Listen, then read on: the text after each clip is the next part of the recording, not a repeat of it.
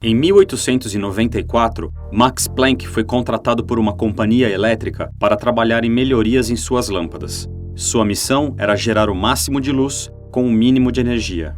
Planck, como bom físico teórico, passou muito tempo tentando trabalhar nesse problema usando a física clássica de Newton, mas eventualmente teve que descartar o clássico e aceitar o novo. O que ele descobriu foi que a energia não podia ser emitida em qualquer valor possível, mas apenas em pacotes discretos com um valor determinado. Imagine uma linha diagonal. No modelo de energia da física clássica, não importa o quanto você se aproxime dessa linha, você sempre veria uma linha. Mas o que Planck constatou foi que, na verdade, a energia não era infinitamente redutível. Havia um valor mínimo que era emanado, como se a linha fosse, na verdade, uma escada. A estes valores irredutíveis de energia foi dado o nome de quanta, e assim nasceu a física quântica.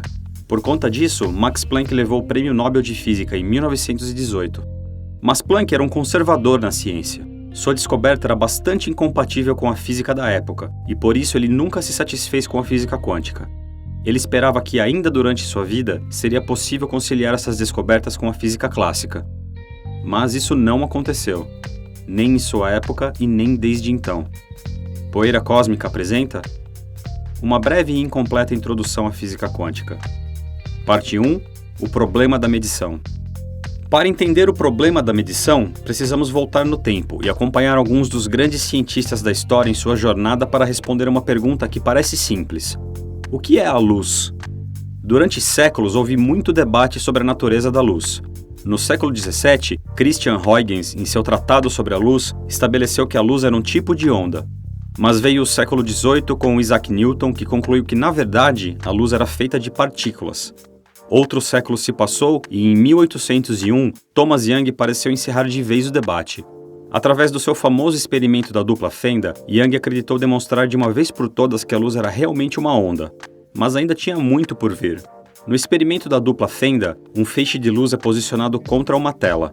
Se no meio do caminho colocarmos uma parede, com uma pequena fenda vertical no meio, vamos ver na tela do outro lado um feixe vertical, como esperado. Mas, se adicionarmos uma segunda fenda vertical paralela à primeira, o que veremos na tela será um padrão de interferência. Imagine um lago com sua água completamente parada. De repente, duas pedras idênticas são jogadas, com a mesma força. Essas pedras vão criar ondas, que vão se propagar pela água. Essas ondas possuem cristas e vales. Conforme elas se propagam, estas cristas e vales se encontram e geram interferência entre si. Onde as cristas se encontram, há uma interferência construtiva que amplifica a onda. E onde uma crista encontra um vale, há uma interferência destrutiva, que cancela a onda. Quando estas ondas chegam na tela, onde podemos observá-las, o que vemos é este padrão, chamado de padrão de interferência. Este padrão deixou claro para Young que a luz era uma onda. Mas, de lá para cá, os instrumentos usados neste tipo de teste evoluíram muito, e as conclusões mudaram radicalmente. Quando este experimento foi refeito no começo do século XX, no princípio da física quântica, notou-se que a luz era sempre absorvida na tela em pontos discretos, em partículas que chamamos de fótons. Um fóton é uma partícula elementar. Ele é a forma quântica de todos os tipos de radiação eletromagnética, incluindo a luz visível, mas também ondas de rádio, raio-x, infravermelho, ultravioleta e muitas mais. Mas espere aí, estes fótons viajam como onda e chegam como partículas? Isso não faz sentido. Para entender melhor o fenômeno, a intensidade da luz foi diminuída até o ponto onde era emitido apenas um único fóton por vez. Se a luz era realmente feita de partículas, talvez o problema fosse que os fótons estavam colidindo entre si, causando o aspecto de onda. Enviando uma partícula por vez, este fóton não teria outros fótons para se colidir, e o padrão na tela deveria ser um padrão de partículas. O aparelho foi ligado e os fótons disparados, um a um. Lentamente o padrão foi surgindo e... tínhamos novamente um padrão de onda. Mas não pode ser. Se estamos lançando apenas um fóton por vez, como ele pode ser uma onda? Para analisar a situação mais a fundo, foi colocado um detector em uma das fendas. Assim, poderíamos observar por qual das fendas o fóton realmente passou. O detector foi ligado e... o padrão de interferência desapareceu. Voltamos a ter um padrão de partículas. A conclusão foi inevitável. O ato de observar este fóton fez com que ele mudasse seu comportamento, de ondas para partículas. Até o momento em que a partícula é medida, ela existe apenas em uma onda de probabilidades e não está realmente em nenhum lugar. O exato ponto onde uma partícula aparecerá quando for observada depende do que é chamado de função de onda. Este fenômeno, que faz com que o fóton mude seu comportamento de onda para partícula, é chamado de colapso da função de onda e é uma das características mais importantes da física quântica. O que foi constatado neste experimento e em muitos outros depois é que o que chamamos de realidade é na verdade algo probabilístico. Você não pode perguntar onde está uma partícula em determinado momento. Você pode apenas perguntar qual a probabilidade de ela estar em certo local, caso você procure por ela ali. E para piorar, todas essas probabilidades interagem entre si, causando o padrão de interferência similar ao de uma onda. Mas há um ponto muito importante que precisamos entender antes de seguir em frente. Na física clássica, é possível observar um sistema sem interagir com ele.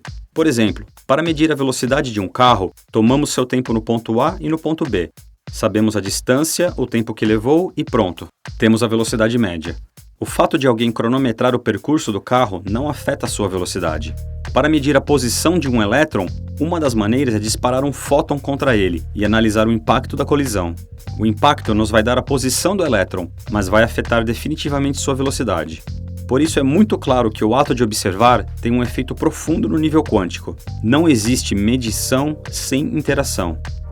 Mas então, voltamos à nossa pergunta inicial. A luz é uma onda ou uma partícula? Bom, na verdade, nenhum dos dois. Nenhum dos dois termos é suficiente para descrever um objeto quântico. Este conceito de que as partículas existem apenas como probabilidades antes do colapso da função de onda incomodava muitos físicos, principalmente Albert Einstein, que disse que Deus não joga dados e acreditava que, eventualmente, o mistério seria desvendado. Mas 100 anos depois, o mistério não só continua, como está cada vez mais surpreendente. O próprio Stephen Hawking disse: Einstein estava errado quando disse que Deus não joga dados. O estudo de buracos negros sugere que não apenas ele joga dados, mas algumas vezes ele tenta nos confundir jogando eles onde não podemos ver. A ideia de que a medição de uma partícula causa o colapso da função de onda é descrito como o problema da medição, e ele está no centro da física quântica. A inabilidade de observar este processo diretamente fez com que cientistas criassem diversas interpretações da física quântica, e até hoje não há um consenso científico. Existe a interpretação clássica, chamada de interpretação de Copenhagen. Ela basicamente estabeleceu o modelo matemático que até hoje nos permite prever com precisão as probabilidades da onda, mas faz muito pouco para explicar a natureza real destes eventos. Há também a interpretação muitos mundos, que propõe a existência de infinitos universos paralelos, onde cada possibilidade da função de onda é concretizada, e a nossa medição é apenas o resultado neste universo em que estamos. Parece ficção científica, mas é a interpretação que mais ganhou popularidade nas últimas décadas. Existe também a interpretação muitas mentes, que deriva da muitos mundos, e propõe que a distinção entre estes universos paralelos deve ser feita no nível da mente individual do observador. Também há a interpretação de von Neumann e Wigner, que afirma que o colapso da função de onda é causado pela consciência do observador.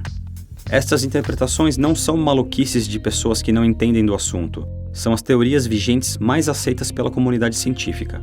Nenhuma delas, no entanto, nos dá qualquer esperança de viajar para um universo paralelo, onde você ganhou a Mega Sena acumulada. Elas são apenas modelos teóricos e matemáticos que tentam de alguma maneira explicar o funcionamento da natureza dentro das estranhas regras da física quântica.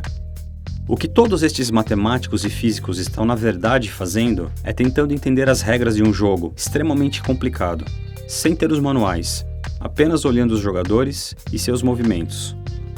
No próximo episódio, vamos conhecer o entrelaçamento quântico e entender por que ele é a esperança dos fãs de Star Trek. Não se esqueça de clicar aqui e se inscrever no canal para não perder a continuação desta série. E enquanto não chega o próximo, assista os episódios anteriores do Poeira Cósmica.